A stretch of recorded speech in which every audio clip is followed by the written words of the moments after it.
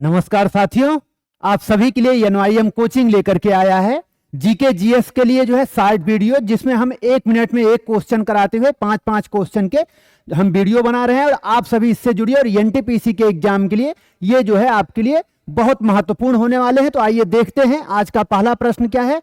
और पहला प्रश्न हम इस वीडियो में है, रिफॉरेस्टेशन मीन्स, पुनर्वनीकरण का अर्थ क्या है? वनों को सुदृढ़ करना, या फिर planting new trees in the destroyed forest, नष्ट हुए वनों के स्थान पर नए पेड़ लगाना, या फिर विजिटिंग दी फॉरेस्ट, वन में घूमना, या taking care of animal in the forest, one में पशुओं की देखभाल करना। तो पुनर्वनीकरण का अर्थ क्या है ये बताना है, और इसका जो है सही आंसर है planting new trees in the destroyed forest, या नष्ट हुए वनों के स्थान पर नए पेड़ लगाना। और ये चीज जो है बताई गई है भारतीय वन नीति 1952 में। भारतीय वन नीति 1952 जो कहती है कि देश के कुल भूभाग के 1/3 भाग पर वन होना चाहिए।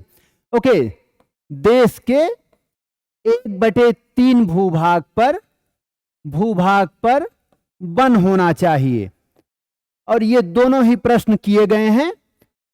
दोनों ही प्रश्न किसमें किए गए? एनटीपीसी में। एनटीपीसी में प्रश्न किया गया है कि देश के 1/3 भूभाग पर वन होना चाहिए। ये जो है किसके द्वारा कहा गया? तो ये है भारतीय वन नीति 1952। और पुनर्वनीकरण का अर्थ क्या है ये भी 2019 में प्रश्न एनटीपीसी में किया गया। चलिए अगला प्रश्न देखते हैं हम इस वीडियो में। Which government organisation is the principal regulator of all the investors operating in the Indian securities market? कौन सा सरकारी संगठन भारतीय प्रतिभूति बाजार में सक्रिय सभी निवेशकों का, भारतीय प्रतिभूति बाजार इंडियन सिक्योरिटी मार्केट में सभी निवेशकों का प्रमुख नियामक है, प्रमुख रेगुलेटर है? IRDAI, या फिर RBI, या फिर सेबी है, या फिर नाबार्ड है? तो भारतीय प्रतिभूति बाजार का जो है प्रमुख नियामक कौन है, प्रमुख रेगुलेटर कौन है, ये बताना है। ओके, और ये है आपका सही आंसर। ये है सेबी, जिसकी स्थापना की गई 12 अप्रैल 1992। ये अपने आप में ही एक उत्तर है कि सेबी की स्थापना कब की गई है। और इसका मुख्यालय कहां पर है? इसका मुख्यालय है मुंबई में। मुख्यालय इसका है मुंबई में। और साथ ही जो है एक प्रश्न इस पर और बनता है कि सेबी का फुल फॉर्म क्या है। ओके, तो सेबी का फुल फॉर्म क्या है वो भी देख लेते हैं हम यहीं पर। Securities and exchange board of India. Exchange board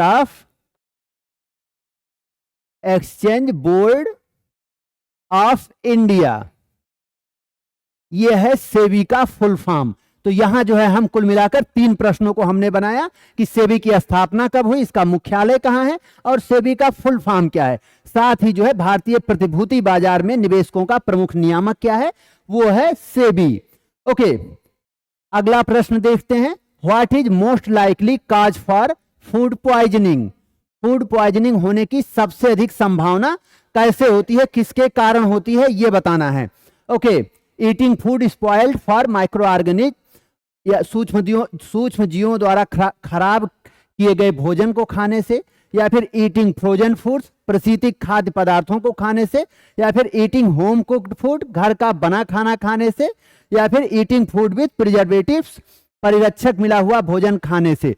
तो किससे जो है फूड पॉइजनिंग होने की संभावना सबसे अधिक है, यह है आपका प्रश्न। और इसका सही आंसर है सूक्ष्म जीवों द्वारा खराब किए गए भोजन को खाने से। यानी कि अगर कई दिन भोजन पड़ा रह जाए, या फिर जो है जिसको हम कहते हैं बासी भोजन खाने से, तो सूक्ष्म जीव उसमें जो है पनप जाते हैं, अलग अलग तरह के माइक्रो ऑर्गेनिज्म आ जाते हैं, जिसके कारण जो है फूड पॉइजनिंग हो जाती है। और इसमें भी सबसे आम जो सूक्ष्म जीव है वो है एंट अमीबा।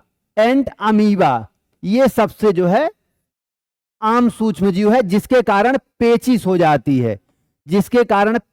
जाती है। ओके, और एक दूसरा सूक्ष्म जीव है जियार्डिया।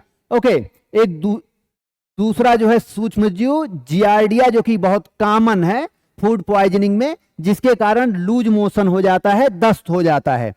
ओके, तो ये दोनों जो है सूक्ष्मजीव, ये भी इंपॉर्टेंट है। अगला प्रश्न देखते हैं हम। अगला प्रश्न है, हु इनिशिएटेड द प्रधानमंत्री जनधन योजना। प्रधानमंत्री जनधन योजना की शुरुआत किसने की थी, यह बताना है।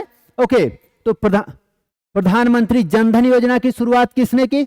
सबको पता है कि ये जो है प्रधानमंत्री नरेंद्र मोदी थे, और इन्होंने ये कब किया था? इसकी शुरुआत की थी 28 अगस्त 2014 को। 2014 को ही जनधन योजना की शुरुआत हुई थी, और कारण क्या था? कारण था वित्तीय समावेशन प्रदान करना। ओके, फाइनेंशियल इंक्लूजन जो है प्रदान करना, किसको? वित्तीय समावेशन, गरीबों को, या फिर गरीबों को बैंक तक पहुंच प्रदान करना। वित्तीय समावेशन जो है दिया जा रहा था गरीबों को, यानी कि सभी को जो है जीरो बैलेंस पर अकाउंट सबका होना चाहिए, इसके लिए शुरू किया गया था ये, जिससे कि जो है सभी गरीब भी बचत कर सकें। चलिए, आज का 5वां प्रश्न हम देखते हैं। What is the full form of COBOL? COBOL का पूर्ण रूप क्या है, यह बताना है। ओके, कोबोल का पूर्ण रूप क्या है? और कोबोल ये सबसे पुरानी उच्च स्तरीय हाई लेवल लैंग्वेज है, व्यावसायिक हाई लेवल लैंग्वेज है। ओके, तो कोबोल जो है ये क्या था? ये सबसे पुरानी उच्च स्तरीय भाषा है, सबसे पुरानी उच्च स्तरीय भाषा है, हाई लेवल लैंग्वेज है, हाई लेवल कंप्यूटर लैंग्वेज है, उच्च स्तरीय भाषा है ये।